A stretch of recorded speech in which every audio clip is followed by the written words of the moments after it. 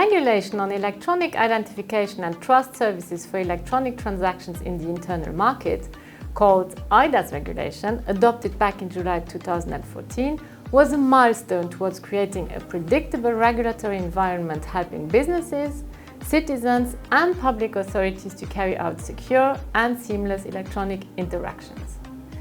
In the context of the review of the eIDAS regulation, and based on the observation that it is a poor fit to address the demands and challenges of the electronic identity landscape and market demand for electronic identity solutions, the EU Commission made on 3rd of June last year a proposal for a European digital identity regulation, the so-called eIDAS proposal. The proposed regulation fully consists of amendments to the old eIDAS regulation. The version of the eIDAS regulation as amended, should the eIDAS proposal be adopted, is generally referred to as eIDAS 2. eIDAS 2 aims to establish a more harmonized approach to digital identification.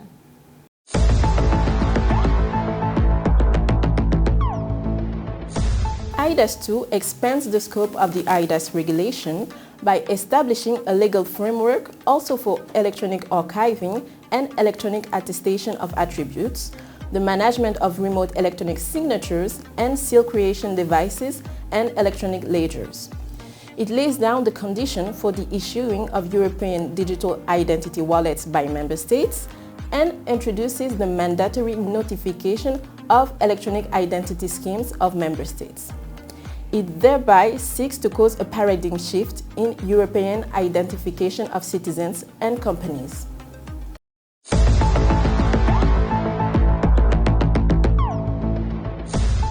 The eIDAS proposal promotes the free and voluntary rights of all individuals to have a digital identity recognized in any EU country.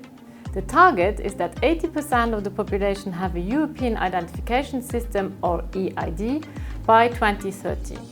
The aim is to provide citizens with a simple and secure way to share identification information in numerous frameworks.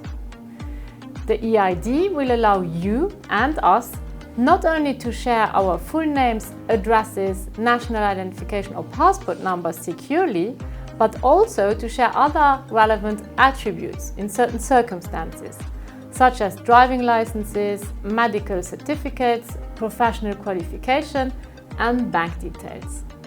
We will be able to potentially employ a flexible, self-sovereign identity that puts control of all identifying information entirely into our hands as person to which they pertain.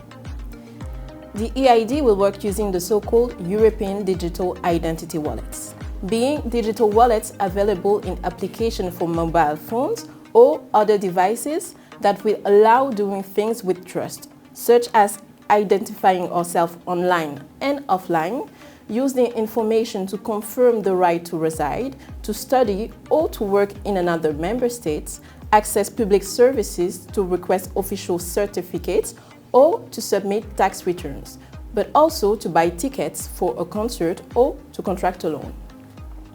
The wallet could also be used to sign via qualified electronic signature. The eID system will not only apply cross-border for the public authorities, but will also apply to private sectors such as transport, energy, banking, health, telecommunication, and many others. Another innovation of eIDAS 2 is to extend the catalogue of services that can be considered as qualified and thereby regulating the aforementioned additional services.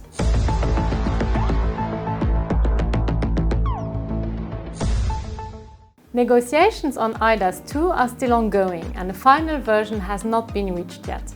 Once adopted, the regulation will enter into force on the 20th day following its publication in the official journal of the European Union.